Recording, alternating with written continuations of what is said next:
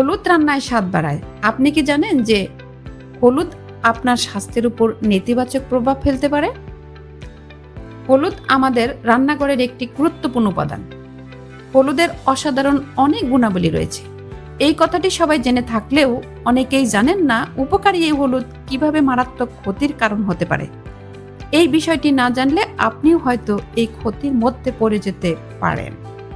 সাম্প্রতিক চিকিৎসকেরা বলেছেন হলুদ সবার জন্য উপকারী নয়।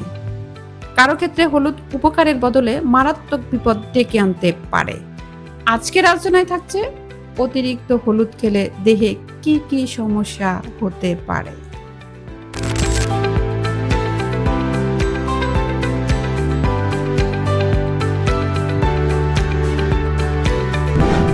হলুদে অক্সিলেট পাওয়া যায়। এটি অতিরিক্ত পরিমাণে সেবন করলে শরীরে ইউরিনারি অক্সিলেটের মাত্রা বেড়ে যায়।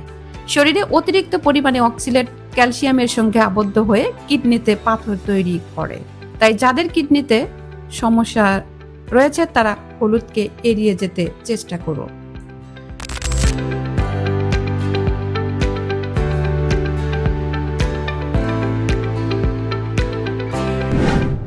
অনেকেই ভাবেন উপকারী হলুদ হয়তো ডায়াবেটিক্স নিয়ন্ত্রণে দারুণ কাজ করবে।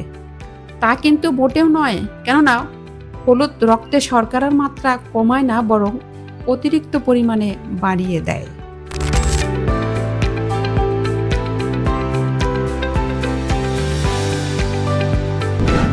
নিয়মিত হলুদ খাওয়ায় শুধু রোগ প্রতিরোধ ক্ষমতাই শক্তিশালী করে তা নয়, উল্টো আয়রন শোষণও কমায়। অত্যাধিক পরিমাণে কারকিউমিন আয়রনকে আবদ্ধ করে, যা শরীরের রক্ত স্বল্পতার ঝুঁকি বাড়ায়।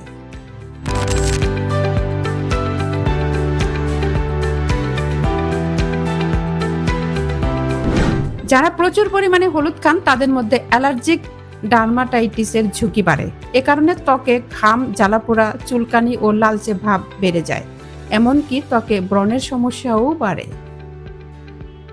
শরীরে আয়রনের ঘাটতি থাকলে হলুদ খাওয়া বন্ধ করে দিন। এছাড়া লিভারের কোনো সমস্যা থাকলেও হলুদ বিপজ্জনক হতে পারে বলে মনে করছেন বিশেষজ্ঞরা।